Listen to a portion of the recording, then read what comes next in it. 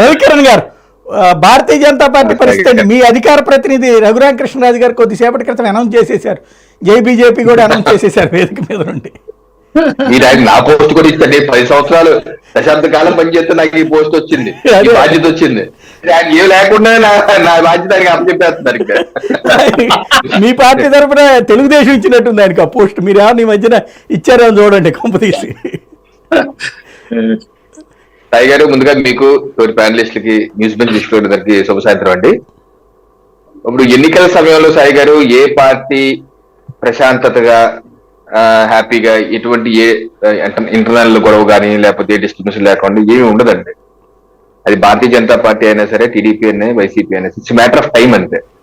మనం గత 2 మాసాలుగా మనం వైసీపీలో ఎప్పుడైతే లిస్ట్ అనౌన్స్ చేస్తారో అప్పుడు డిస్టర్బెన్సెస్ మనం అన్ని ఉన్నాం.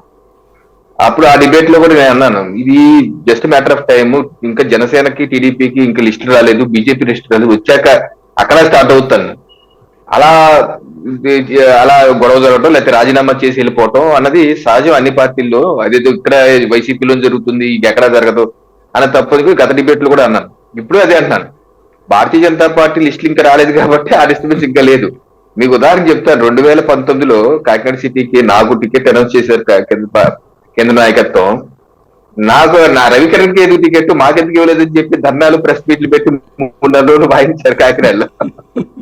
సో అప్పుడు నేను అన్నాను, ఎందుకు మీకేమైనా ఇబ్బంది ఉంటే వీళ్ళు కేంద్ర నాయకత్వం చెప్పు, రాష్ట్ర నాయకత్వం చెప్పు, మీకు తెచ్చుకొని పోయిన టికెట్ నేను అన్నీ డ్రాప్ అయ్యి మీకోసం పనిచేస్తా కదా.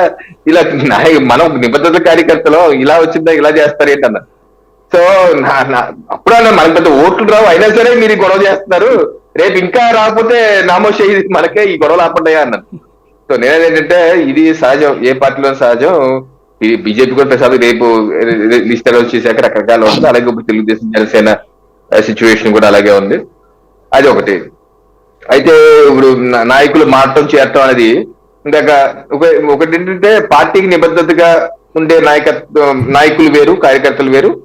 అలాగే మనీ రాజకీయాలు చేస్తూ, కార్పొరేట్ పాలిటిక్స్ చేస్తూ, మనకి ఎక్కడ వీలైతే అక్కడ డబ్బే కదా, డబ్బు పెట్టి కొట్టవే కాబట్టి లేకపోతే డబ్బు పంచడమే కాబట్టి ఎక్కడ వీలుంటే అక్కడ మన టికెట్ కోసం షిఫ్ట్ అయిపోయే నాయకత్వం కొన్ని ఉంటాయి.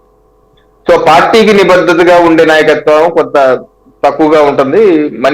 మన మనీ పాలిటిక్స్ ఎక్కువగా ఉంటున్నాయి కాబట్టి దానికి మనకెందుకు టికెట్ ఎవరు, మనం చెప్పిన వాళ్ళకి ఎందుకు టికెట్ ఎవరు, అలా ఈగోయిస్టిక్ పోవటం, వాళ్ళు మారటం, లేకపోతే వివిధ అవసరాలతో మారటం.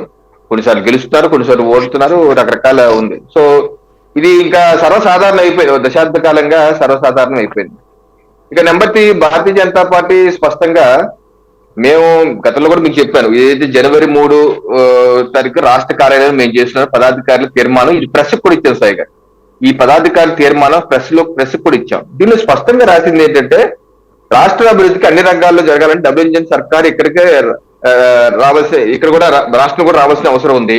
అలాగే అన్ని రంగాల్లో ముందుకు వెళ్తున్న అది ఆంధ్రప్రదేశ్ లో ఒక్కసారి, కేంద్రంలో మరొకసారి బీజేపీకి అవకాశం ఇచ్చి ఆంధ్రప్రదేశ్ ప్రజలు ప్రధానమంత్రి నరేంద్ర మోడీకి ఆశీర్వదించాలని చెప్పి అభ్యర్థిస్తున్నామని చెప్పి ఆ రోజు తీర్మానం చేశాం.